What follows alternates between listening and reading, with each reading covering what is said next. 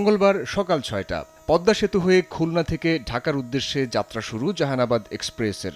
প্রথম দিনে ট্রেনে ছিলেন ৫৫৩ যাত্রী। বগিতে ওঠার সময় তাদেরকে স্বাগত জানান রেলওয়ের কর্মকর্তারা।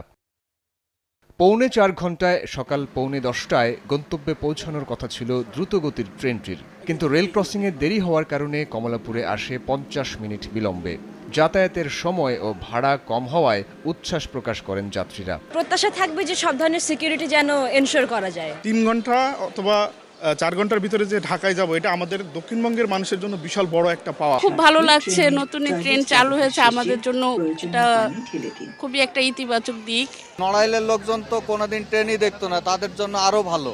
আশা করতেছি এটা আমাদের দক্ষিণাঞ্চলের লোকের ব্যবসা বাণিজ্য এবং কাজকর্মের মধ্যে অনেক গতি বৃদ্ধি হবে। আমাদের 200 ব্রডগেজ কোচ ইন্ডিয়া থেকে আসলে আমাদের এদিকে প্ল্যানিং আছে, এদিকে আরো যাত্রীর ডিমান্ডের আলোকে কোচের সংখ্যা বাড়িয়ে, ট্রেনের সংখ্যা বাড়িয়ে যাবে। মিলিয়ন অফার ওয়ালটন ফ্রিজ কিনে পেতে পারেন 20 লক্ষ টাকা, রয়েছে কোটি কোটি টাকার নিশ্চিত উপহার। এদিকে কমলাপুরে ঢাকা খুলনা রুটে ট্রেন চলাচলের উদ্বোধনী অনুষ্ঠানে পদ্মা সেতু রেল যোগাযোগের অর্থনৈতিক গুরুত্ব তুলে ধরেন রেল সচিব ও চীনের রাষ্ট্রদূত। উপদেষ্টা বলেন, অপব্যয়ের কারণেই রেলের দুরবস্থা। খরচ কমিয়ে এই খাতকে লাভজনক করার উদ্যোগ নেওয়া হয়েছে।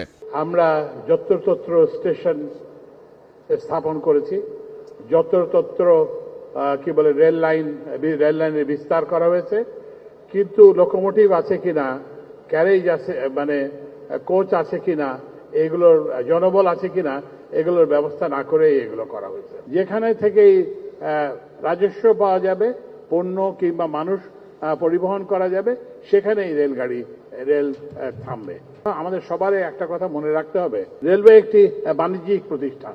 উদ্বোধনী অনুষ্ঠান শেষে ৪৬ মিনিট দেরিতে বেলা ১১টা ২১ মিনিটে কমলাপুর স্টেশন থেকে বেনাপোলের উদ্দেশ্যে ছেড়ে যায় সোনার বাংলা এক্সপ্রেস।